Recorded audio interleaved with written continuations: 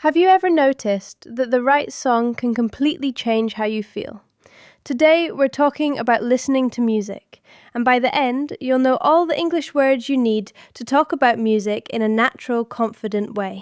Ethan, quick question. Is there a song that when you hear it always makes you feel happy or emotional? Oh, definitely. There's a song I've loved since I was a teenager. Every time I hear it, I feel really warm inside. It's like the music takes me back in time. That's such a common feeling, isn't it? Music is very powerful. And today we're going to help you talk about that feeling in English. Great! So, where do we start? Let's start with a very simple but important word, melody. A melody is the main tune of a song. It's the part you sing or hum. You know when you're walking down the street and you're singing a song quietly? That part you're singing, that's the melody. Oh, so the melody is the most memorable part of the song, the part that stays in your head. Exactly. And when a melody is so catchy, so easy to remember that you just can't stop hearing it in your head, we have a fun word for that. We call it an earworm. An earworm is a tune that keeps playing in your mind again and again, even when you want it to stop. I have earworms almost every day. Sometimes I wake up with a song already in my head. We all do. It just means the melody was very strong and memorable. Now the next important word is lyrics. Lyrics are the words of a song, everything the singer says. So the melody is the tune and the lyrics are the words. Two different things. That's a clear difference. Easy to remember. Good. And people listen to lyrics in different ways. Some people love the words. They want to understand every line, every meaning. Other people don't really focus on the words. They just enjoy the music and the feeling. I think I'm somewhere in the middle. Sometimes I really listen to the words, but sometimes I realize I've been singing the wrong words for months and nobody told me. That happens to everyone. It's completely normal. Now, let's talk about one more word, arrangement. This one is a little more advanced, but it's very useful. The arrangement of a song is how all the sounds are put together. It's all the instruments you hear around the singer's voice.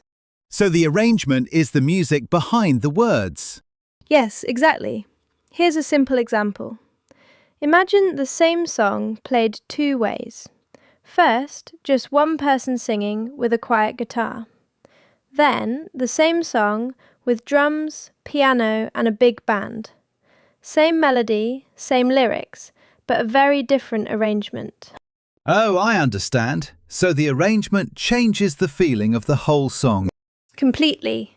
A quiet, simple arrangement often feels warm and personal.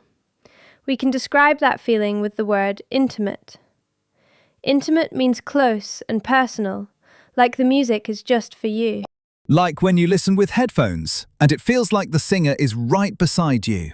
That's a perfect example. Headphones make music feel very intimate. Now I want to talk about something really practical, how we listen to music, because there are two very different ways. What are the two ways? The first is background listening.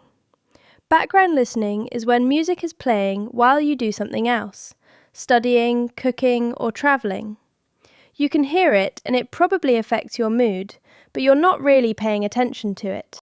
I do that a lot when I'm working. Music helps me focus, but I'm not really thinking about the song. That's very typical. And the second way is active listening. Active listening is when you sit down and really focus on the music.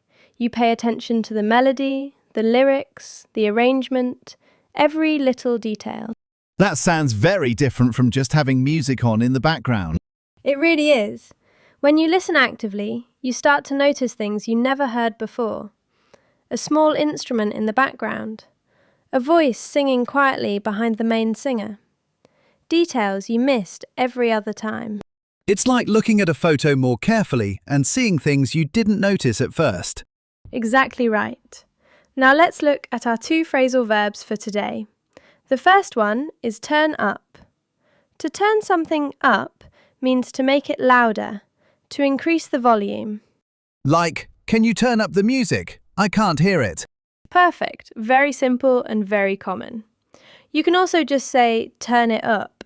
You don't need to repeat the word music. People understand. And what's the second phrasal verb? Put on. To put on a song or some music means to start playing it. You choose a song and you press play. You put it on. For example, shall I put on some music? Or, he put on his favorite song. Oh, that's very natural. I think I already say that without knowing it was a phrasal verb. That's the best kind of learning. Now, I want to ask, why does music make us feel so much? Why does a sad song sometimes make you want to cry, even if you don't know why? Yes, why does that happen? A big part of the answer is memory.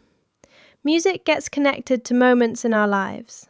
A song you heard on holiday, a song that played at a special moment, a song a friend always used to sing. When you hear that music again later, the memory comes back very strongly. We say music is evocative. Evocative means something that brings back strong feelings or memories. So a song is evocative because it connects to your past. Exactly. You hear a song and suddenly you remember a person, a place, a feeling from years ago. The music didn't change, but your memory makes it feel very powerful and emotional. That's really lovely. Music is like a time machine for your feelings. It really is. And that's why people feel so strongly about their favourite songs. It's not just the music, it's everything that goes with it. Can I ask about one more thing? Live music, going to a concert. Is it very different from listening at home? Very different. At home with a recording, the sound is perfect and controlled. But at a live concert, there's something special. You're in a room with many other people, and everyone is feeling the same thing at the same time. I went to a concert last year, and at one moment, the whole crowd was completely quiet. And then everyone sang together. I got goosebumps. You know that feeling, when the skin on your arms rises up? Yes, goosebumps. That physical feeling you get when something really moves you emotionally.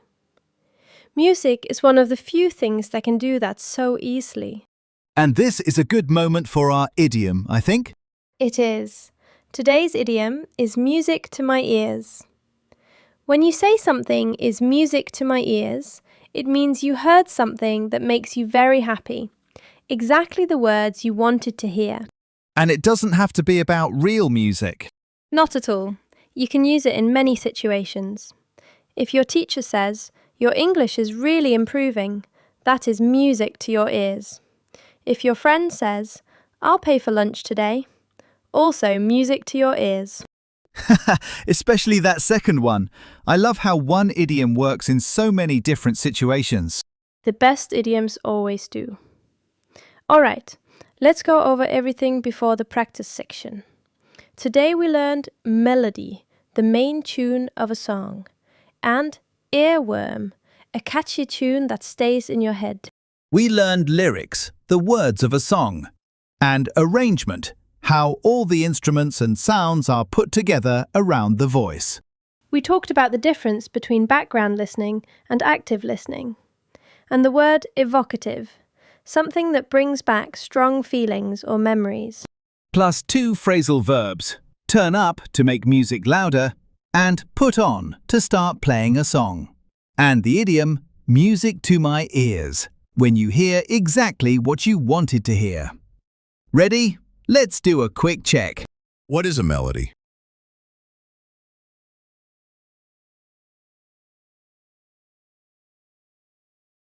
What is an earworm?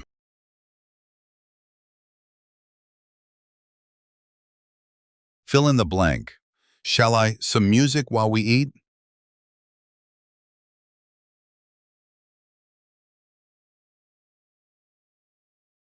The answer is put on. Shall I put on some music? To put on music means to choose a song and start playing it. What is the difference between background listening and active listening?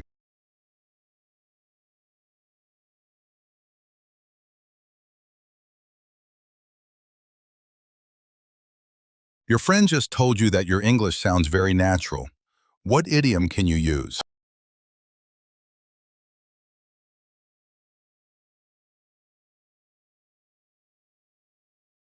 You can say, "That's music to my ears."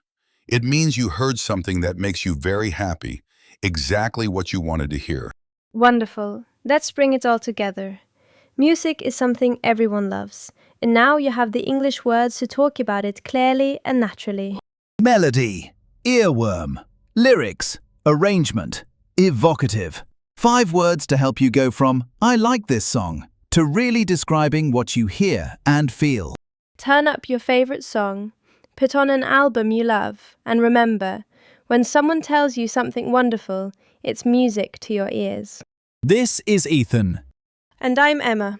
Thank you so much for watching today. Please subscribe so you never miss a new episode. Keep practicing your English every single day, and we'll see you very soon. Bye for now.